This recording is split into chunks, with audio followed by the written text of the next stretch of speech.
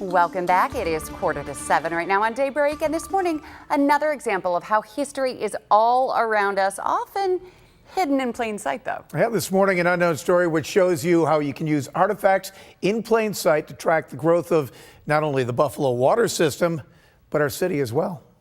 For 108 years, this is how Buffalo has gotten its water. A grand feat of engineering and a shell of waterfront history. But what came before it? Well, there's another bit of history in plain sight, and a big example of necessity being the mother of invention. After a rain event, you can drive down the 190 and you can see the mud line from the Buffalo River. That mud line, you can see at times approaches that intake, so that contaminated water ended up going to everyone. And that's what created a typhoid epidemic at the time. And someone decided, hey, and that's when the colonel stepped in, and from that point forward, they've nailed it. We start just a bit downriver from the Colonel Ward, and a relic that is easy to mistake as a stuck barge or a sunken ship right under the Peace Bridge.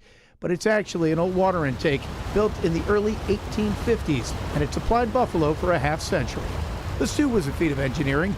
The water was taken in here in the river, then pumped by two high-pressure steam engines through a 330-foot tunnel under the Erie Canal and up to street level, ultimately filling the Prospect Hill Reservoir, a 13 million gallon reserve overlooking the public square, which is now Prospect and Columbus Parks. The reservoir actually sat where the Connecticut Street Armory stands today.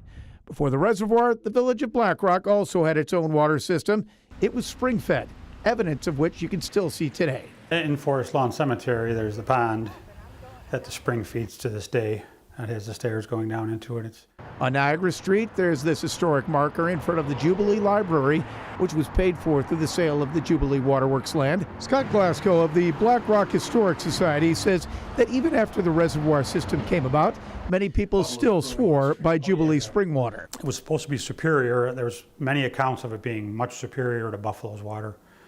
They would talk about the medicinal properties. The original spring house stood at the corner of Auburn and Delaware Avenue. It was just gravity. There was a 20-foot difference in elevation from here to Delaware and Auburn, so it was just gravity fed through logs, hollowed out logs. It flowed through Black Rock through a series of underground wooden pipes. They had hydrants on each corner in the neighborhood here, and you could just go and pump your own water and bring it in. The system was acquired by the city of Buffalo after it annexed the village of Black Rock in 1853 and ultimately abandoned in 1898. By that time, the city had already built a bigger reservoir at Jefferson and Best. Built in 1893, it operated until 1937 when the facility was replaced by the old rock pile.